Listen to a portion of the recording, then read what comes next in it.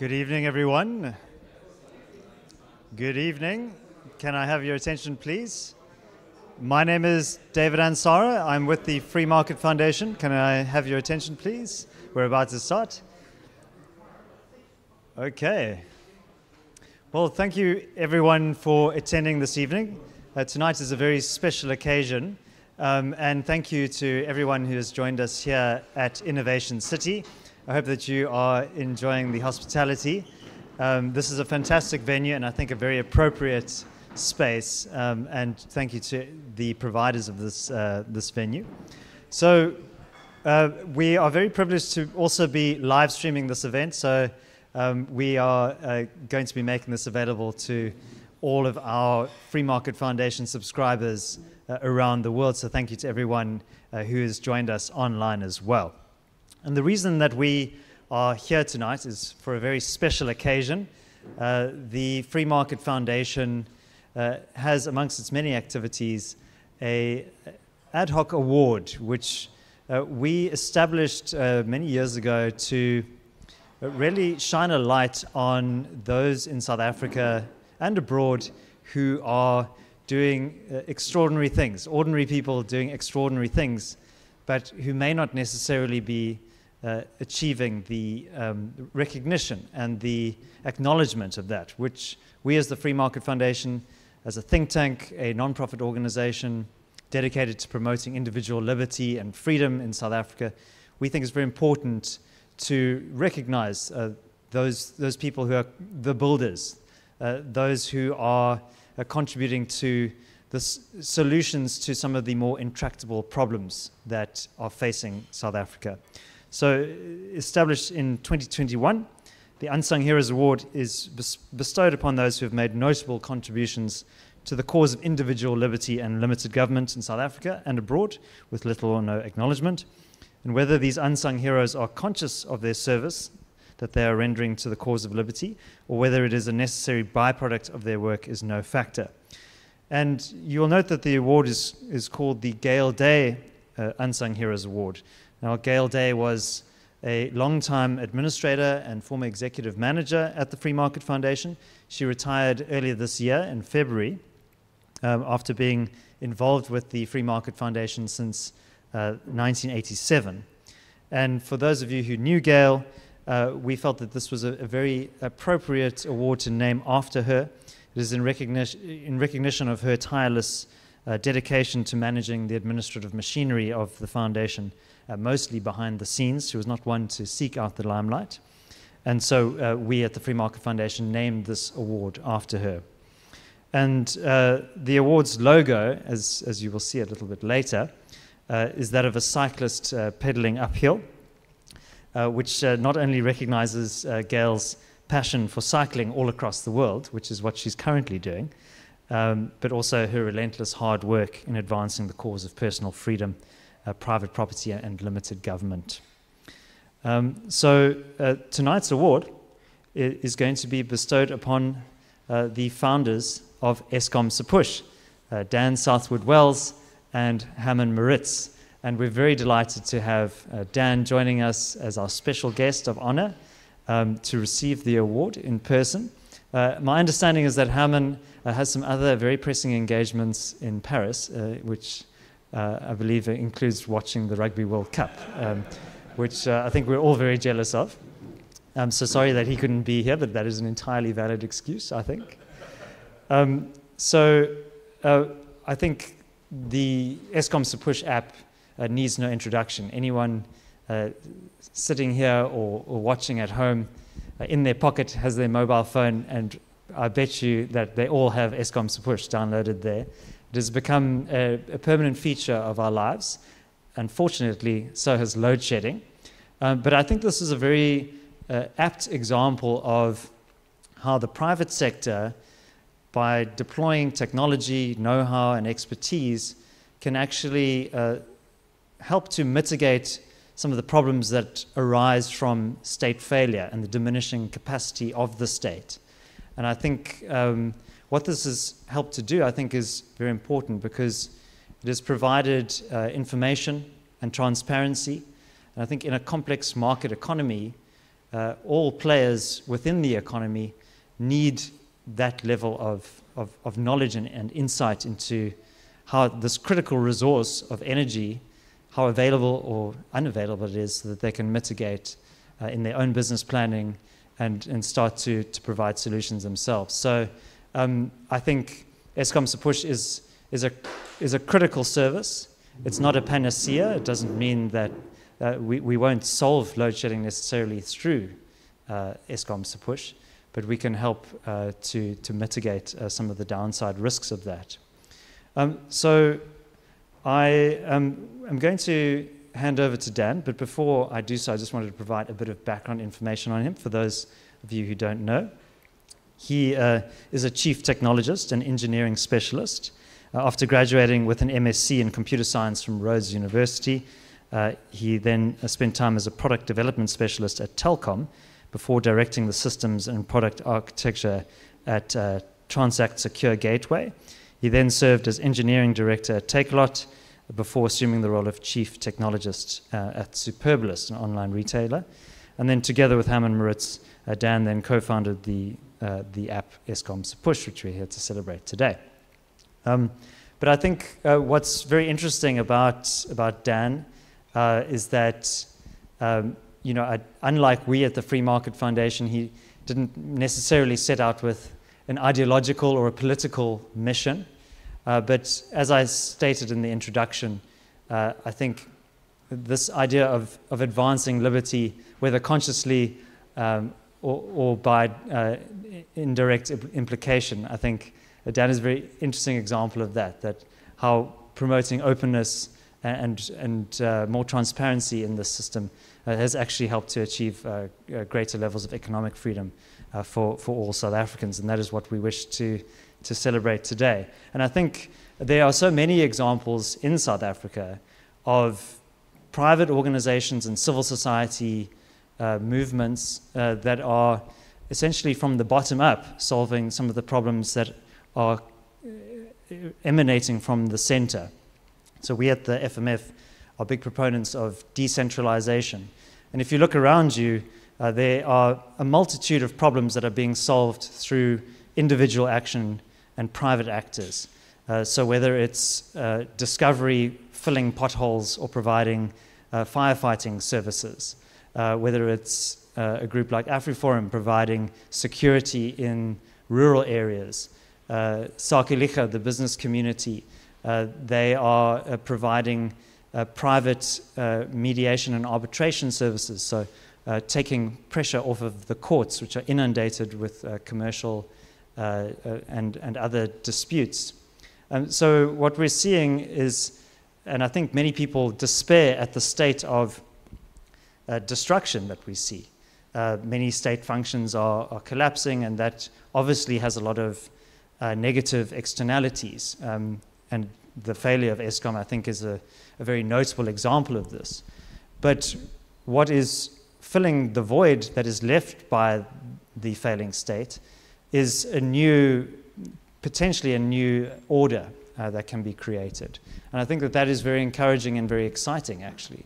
So amidst the disruption and some of the uncertainty, I think ordinary South Africans, through the entrepreneurial spirit, through the pursuit of the profit motive, and through a desire to solve some of the more persistent problems, are coming together and providing solutions. And I think the ESP app is just a very notable example of that. Right, well, I'm delighted to welcome Dan on stage. He's prepared a few remarks, and then we're going to just have an opportunity for a brief Q&A. Dan and I will be in brief discussion after his remarks, and then we'll have the formal handover of the award. Dan Southwood-Wells, can I welcome you to the stage?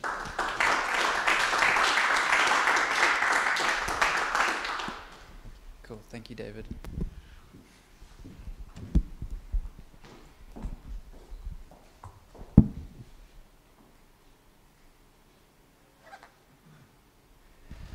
Good evening, ladies and gentlemen, esteemed guests, and fellow advocates of freedom. Today I stand before you deeply humbled and filled with gratitude as we celebrate the significance of the Gail Day Unsung Heroes Award. The path to accessing public information often resembles often resembles a journey through a dimly lit maze, where many are left yearning for a guiding light. Our mission has been to serve as that light, piercing through the darkness. Our mission is information is power. I am Dan Southwood-Wells, a co-founder of EskomSePush, known as ESP, and it's an absolute honor to be here tonight. I work on this project alongside my co-founder Herman Maritz, and together we've embarked on a fun journey with our app, which I'm going to take you through. Our story begins back in 2014, if you can believe it, when Herman and I had a seemingly modest idea that would eventually evolve into something far greater. Picture this. We were tired of those frantic rushes home just to beat load shedding. We wanted a simple tool that could tell us whether we should linger in the office or dash home before the power went out so we could deal with life. Little did we know that this humble notion would spark the creation of the ESP app. Early the next year in 2015, we unveiled our app to the world. Initially, it was a small notification tool, a digital reminder for the two of us. But it didn't take long for the word to spread. People across South Africa came for the cheeky name, but stayed for the value of our solution, and the app gained traction at a remarkable pace. At the end of 2015, we had 250,000 users, which sounds small now, but it was massive then, and we were pretty proud of it at the time. Fast forward to the early days of 2022, and that's when Herman made a daring decision. He took a leap of faith, and he left his job to commit himself entirely to ESP. I joined him in this endeavor later that year in August, and at that point we were only two of us, dedicating our days and nights to this project that had grown far beyond our wildest expectations. We made our first hire in April this year, contributing, increasing the team size by a whopping 50%, and now we're a total of 3 people, supporting an app with 3.9 million daily users. But what truly sets us apart isn't just our reach, it's the essence of our journey. Herman and I are immensely proud to say that we bootstrapped this entire project. We didn't rely on external funding or investors. No one told us to do this. Instead, we invested our own money, our own time, and I like to say our own sweat equity. It was a side project, and only from last year did we go full-time on it. At that time as well, and when we started, we made a promise, and our promise was to keep the app free for all users, ensuring that everyone in South Africa could have access to information they needed without any barriers. We sustain our mission through advertising within the app, very limited advertising, allowing us to provide accurate data to our pretty huge user base. But yeah, make no mistake, this journey wouldn't have been possible without the commitment of our team and also our families. As a fun little anecdote, my wife still has a saying, no EskomSePush in bed. Go do that somewhere else. And yeah, the unwavering support of our users, including everyone in this room, and the aspiring encouragement from our supporters. Some of our supporters are nice, majority are. Some are quite a lot of fun and give us some negative reinforcement, but we respond in a positive way. Why is my power off? We're profoundly grateful to every individual who's contributed to this and our story that is ESP. Standing here today, thinking about our journey and what we like to think is our positive impact that we've had on the lives of South Africa in terms of planning their day. I can't help but acknowledge that our beautiful country, like any other, has its fair share of challenges. However, we don't just sit around and wait for solutions to magically. We don't have to sit around and wait for solutions to magically appear. We, as ordinary citizens, have the power to step up and make a difference right now, and that very much is our story. So if we take that notion and we simplify it, and not everyone likes to hear this, but hope alone won't bring about change.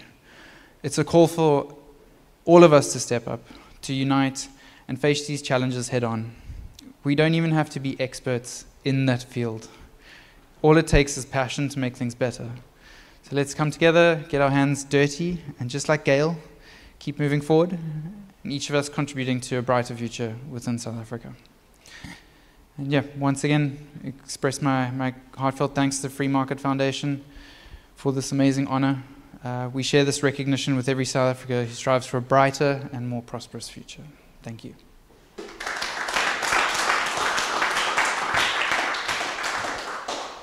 Great, thank you, Dan, for those lovely words. We can perhaps have a short conversation, because I'm sure there are a few questions from the audience. as well. I have a few myself. So there is a roaming mic, which Nadia will happily take to anyone who wants to ask a question. And I already see an eager hand there at the back from Robert. But I think you've spoken, Dan, just about the genesis of EskomSePush. And I'm very interested in the evolution of it, because originally it started as almost like a side project. Yes. And you are making moves to monetize the platform. Mm-hmm. And yeah, I mean, I think if people complain about EskomSePush, if there's a slight malfunction somewhere, it kind of always reminds me of that saying, no good deed goes unpunished, because essentially this is a free service. But we, as the Free Market Foundation, are big proponents of the profit motive, and profit is sometimes seen as a bit of a dirty thing. We think it's something to celebrate, actually. Sure. So maybe you could, without revealing your corporate secrets, maybe you could shine some light on how that evolution is going and where you see it evolving. So as you all know, and as you know of the brand EskomSePush, we are a load shedding app. We cheekily say we're the best load shedding app in the world. We're on various different platforms as well, Play Store, Google Store, Apple, and Huawei. And our thought is, how do we build a business that's based on load shedding? And that's not a good idea, right?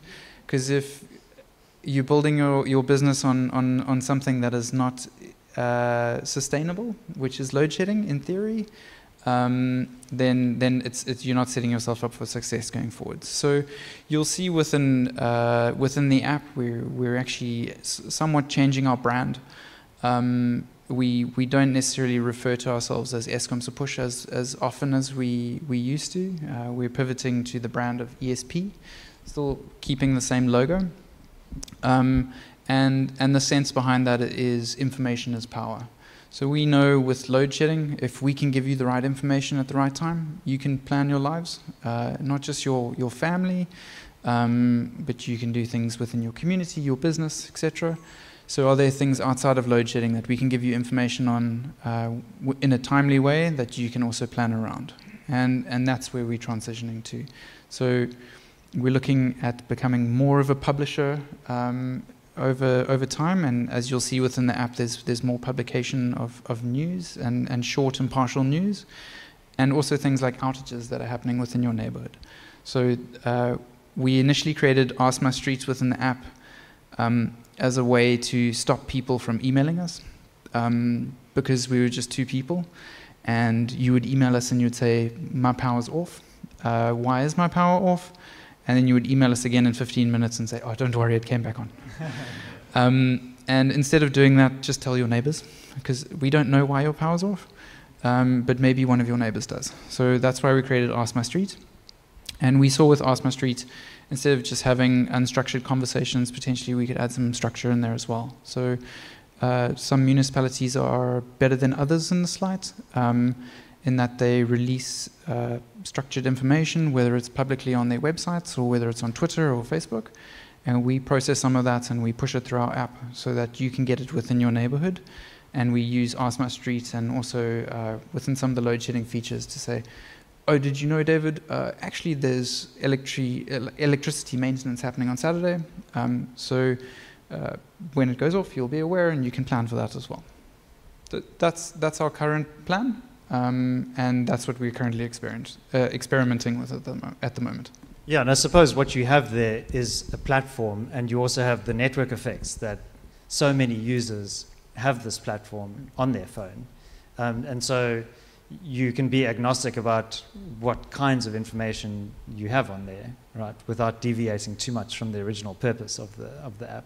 I mean, I'm thinking of water shortages, right? I mean, that is something that has a lot of similarities with the energy crisis. Absolutely. Do you have plans to look at other social phenomena like that, other services? Absolutely. So not just electricity, but there's lots of other outages that you might have as a resident or business owner.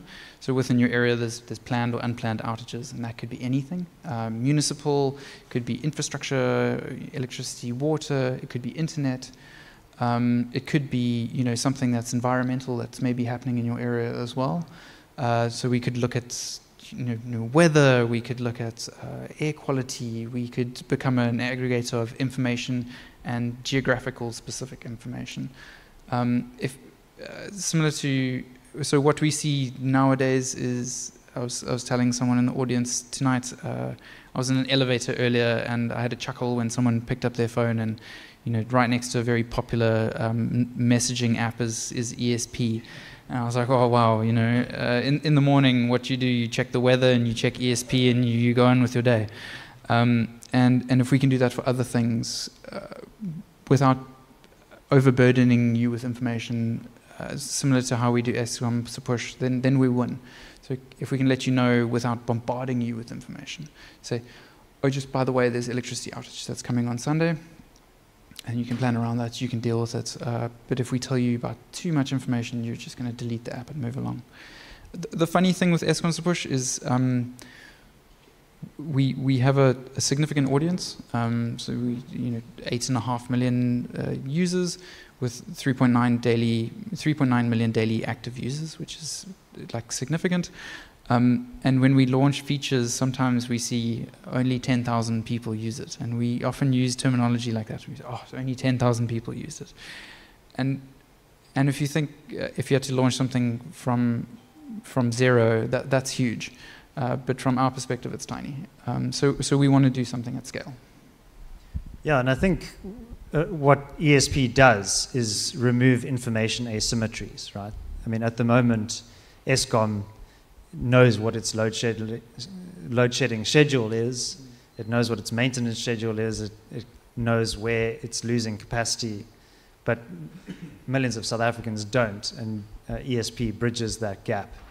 But yeah, I've been in Cape Town for a few days, and I'm still not sure what is more erratic, the weather or the power supply. And so far, it's the weather that's been a bit more erratic. All right, well, I don't want to hog the conversation. I did see there were some questions earlier. So if we could get the roaming mic to, there was a hand at the back there. And if you could just introduce yourself and speak directly into the mic. Okay, I'm Robert Breyer, and I'm the owner and founder of City Rock, a small climbing gym here in Cape Town. And ESP is to me, all South African success story. It's just one of those things we're like, wow, we can actually do this here. So 2 questions. First of all, has Eskom ever called you and said we would like to buy your company? And the second part of the question is, what are you going to do when load shedding ends? To answer your first question, no. They haven't, but we have had conversations. And to answer your question, your statement you mentioned about information and information being accessible, different municipalities as well as Eskom do release quite an abundance of information publicly. And the information is just often quite difficult to access. So as an example, I don't want to name any municipality, but Municipality X, you could potentially go to their website, whereas Municipality Y, they do release all of the information, but you have to go to a local library. And it's all printed out, and it's stacked in folders. And I assure you, if you go to your local library, you will find information. I don't know when last you went to one. I went to one recently because I've got a 1-year-old daughter, and she does a thing called Pram Jam.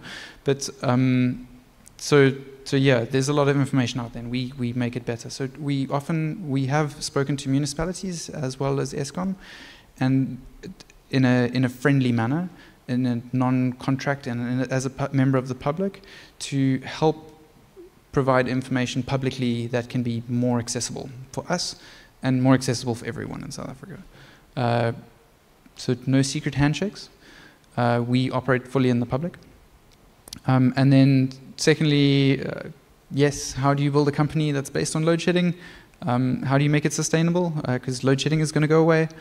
That's what we're working on in terms of becoming a bit more of a news aggregator or a hyper-local news aggregator in terms of other outages or other interesting things that are near you. And we've got a few ideas that are in the pipeline there. Thank you as well. Yeah, look, I think load shedding has been, quote, going away for the last 15 years. And I don't think the current model, the vertically integrated utility model, the centrally planned Eskom, I don't think we're going to go back to that model. And we as the FMF are very encouraged to see that there's been, albeit reluctant, liberalization of generation capacity in South Africa. And we spoke about the critical role of the private sector, and I think private electricity generation is really going to be the future of energy in South Africa. And I would imagine that firms like your own could play a vital role in terms of matching different participants in that energy market. But that's what markets do. There's a kind of an emergent order to that. And I think we need to have a lot of faith in the power of markets to solve some of these large-scale problems. I mean, your own business, just two guys with laptops, really. Contrast that with the thousands of technically skilled engineers and everyone who works at Eskom, and still we sit in darkness. So, and I think the problems there have been political rather than necessarily technical in nature. Okay, I see a couple of hands there. Neil, if you could introduce yourself. Yeah, good evening. My name's Neil Emmerich. My wife worked in Nigeria for 1.5 years, and she battled with the NEPA authority up there, and it was constant electricity failures or going out at any time. So that cost their economy and continues to cost their economy, billions. You have clearly saved this country billions of rands in efficiency, and I'll take a bet that you haven't managed to capture all of some of the value that you've created, sadly. But I'm curious, certainly the Eskom regularised their load shedding program, which perhaps NEPA in Nigeria does not. But to what degree have they become codependent on you? I mean, do you communicate? I mean, how much have you influenced them? Have you become their communication arm? Yeah, I've been to Lagos myself, and my main memory is the smell of diesel, and yeah, I know it's a horrible image, but terrible things after blowing your nose, because of the diesel fumes that were there that whilst I was around, and skyscrapers, giant 13, 14-story buildings running on diesel generators all the time. That's obviously not what we want of South Africa. There are solutions, we just need to find them. To answer your sorry, just to mention on your statement, but to answer your question,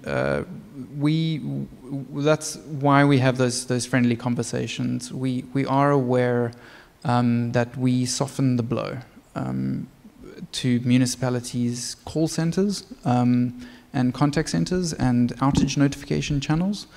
By letting you know ahead of time, so ultimately you can plan and you don't reach out to your municipality and say, why is my power off?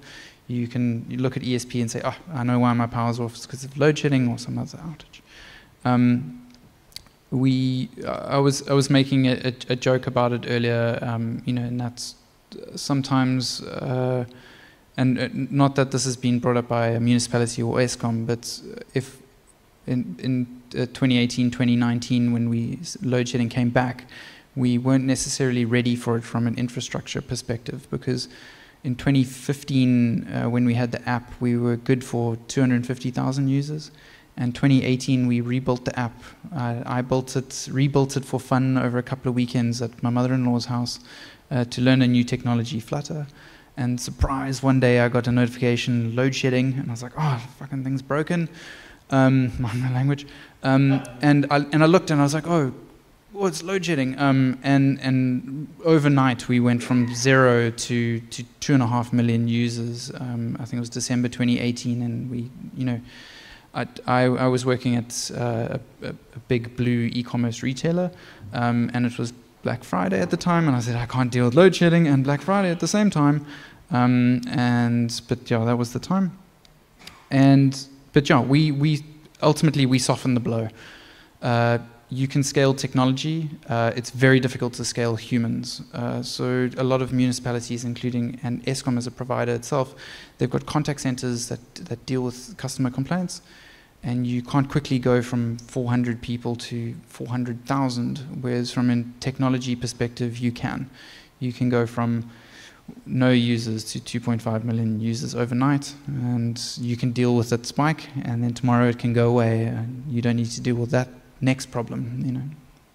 So yeah, we soften the blow from an information perspective, and I think we're respected from that sense, from that side. Although we don't have any formal relationship, it's all friendly and all public. No. Great. I think we can take one last question.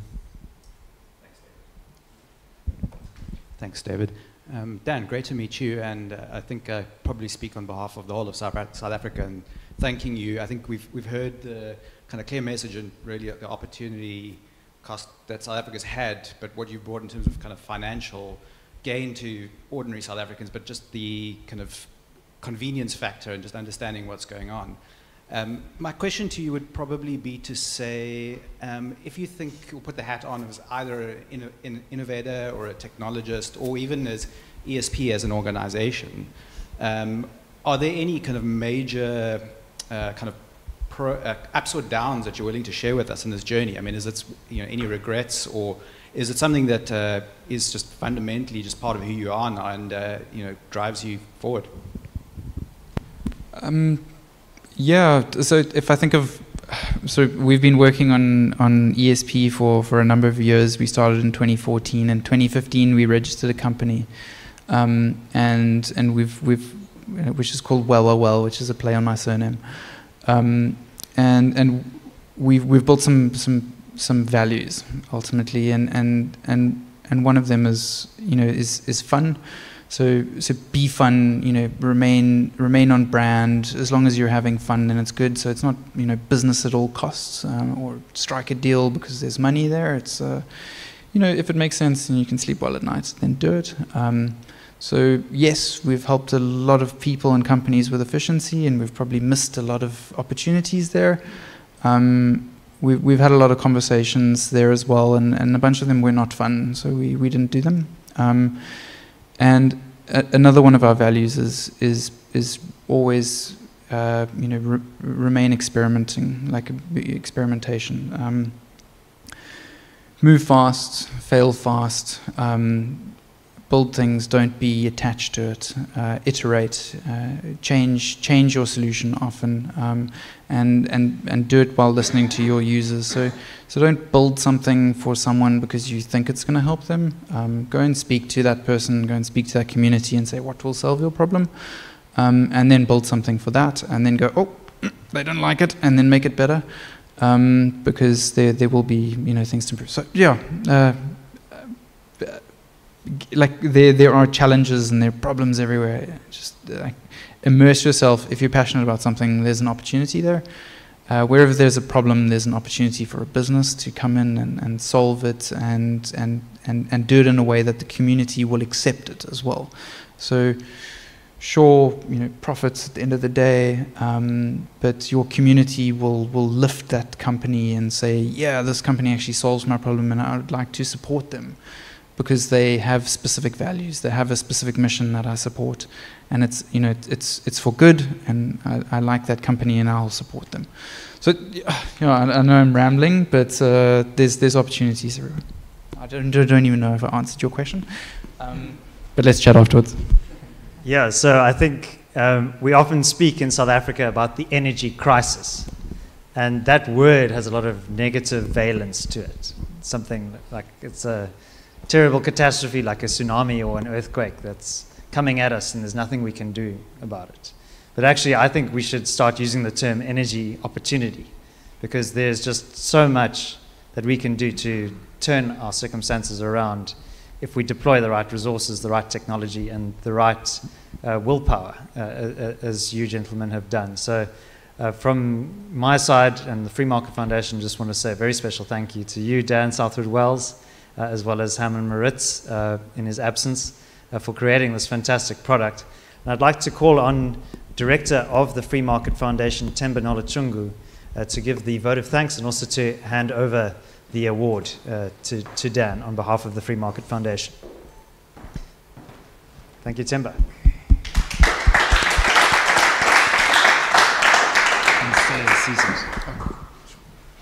Thanks, David.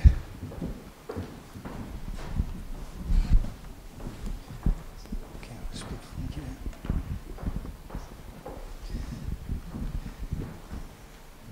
Thank you, David, for presenting this opportunity for me to share a few words with all the people that are present today and have sacrificed their time to be here.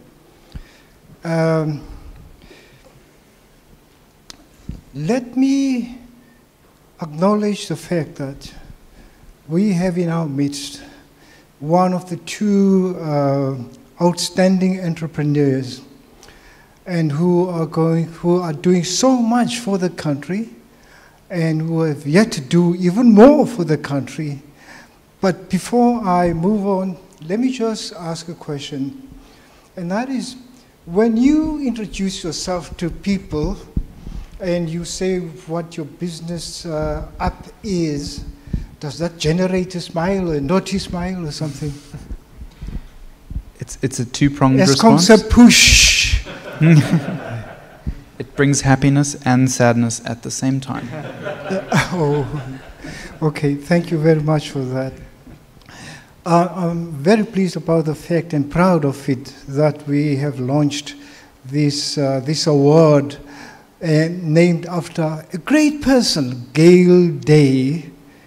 Gail Day, if you were to meet her and spend some time with her, you'd in no time discover that this is a person who has so much, who has achieved so much and has so much to achieve.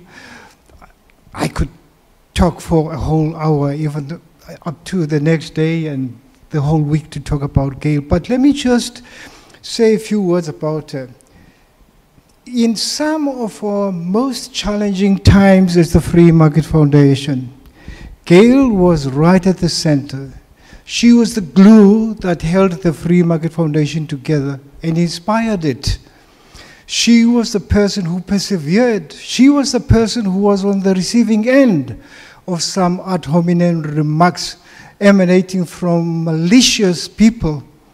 And she stood tall and would not let herself be at that level of those intellectual lowlifes. Let me just leave that one at that. And if you were to meet Gail, I'm telling you, you'd be encountering a person of formidable administrative capacities. You'd be encountering a person who is also a strategist, a multi-talented person, and a person of tremendous virtue. If you could think of all the positive, virtuous adjectives that you can come up with, those would be applicable to Gail Day. Without a doubt, I'm saying that. And I want to dedicate a poem to Gail Day. She's not within hearing shot, and also to the two entrepreneurs who are the recipients of the award. I hope my memory serves me well, because I first came across this poem when I was at Lovedale High School in 1963. So this is a poem by William Ernest Henley, and it's titled Invictus, Unconquered. Out of the night that covers me, black as the pit from pole to pole, I thank whatever gods may be for my unconquerable soul. In the fell clutch of circumstance, I have not winced nor cried aloud. Under the bludgeonings of chance, my head is bloody but unbowed. Beyond this place of wrath and tears looms but the horror of the shade. Yet the menace of the years finds and shall find me unafraid. It matters not how straight the gate, or how charged the punishments to scroll. I am the master of my fate. I am the captain of my soul. This poem depicts Gail Day. and it is also applicable to the two entrepreneurs. I know being an entrepreneur, you have to persevere, you have to hang in there. And sometimes you're fighting against all odds, but you keep at it. You're so focused, and you want to get somewhere. Once you've achieved something, your appetite is whetted for you to go for another achievement there, out there. And you go through tremendous challenges. We are really very grateful to people of your caliber. And these are the people who generate jobs without being subsidized at all by government, all on their own. One of the things that I always mention is that if you're an entrepreneur or a businessman and you're starting out, as you start out, you are at a disadvantage in terms of not earning an income from your endeavors. So you underpay yourself. And sometimes you might say to your partner, look, we're still starting out there, there's no money that's going to be generated, no income whatsoever.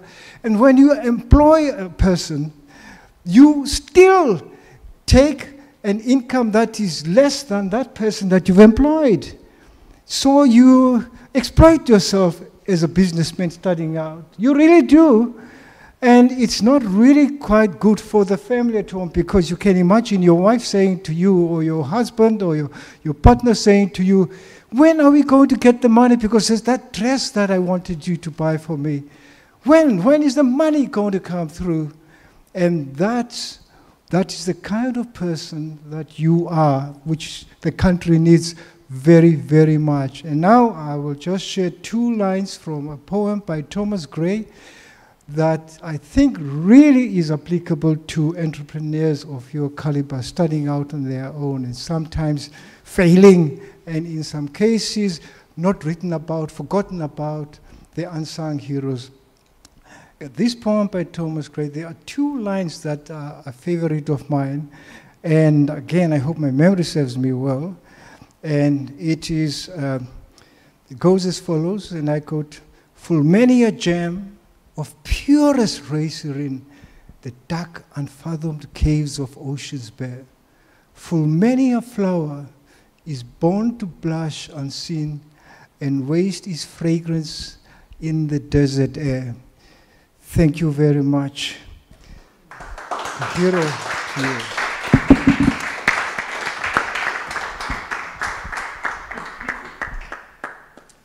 Just be advised that I'm not a photogenic person. If something happens to your camera, don't blame me. You have been warned.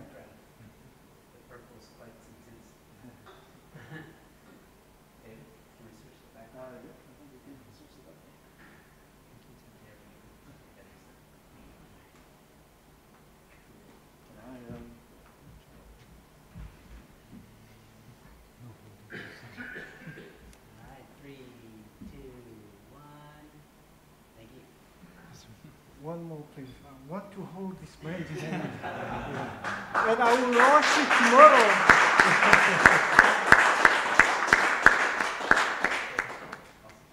Thank you very much. Hope the good work the country needs you. Oh, thank you for the wonderful speech. Great. Well, thank you very much to everyone who joined us this evening and to those who joined online as well. I think this has been a fantastic event, and this is not an annual award, and I'm afraid it's also not a non-monetary award. If we had the capital to give you, we would. You're going to have to earn it on the open market. But this is something that in the future we would like to have as a more regular award that we bestow on those who are richly deserving of our attention and our recognition. So thank you once again. Thanks to everyone who joined us, and do stick around for a glass of wine and some canapes. Cheerio.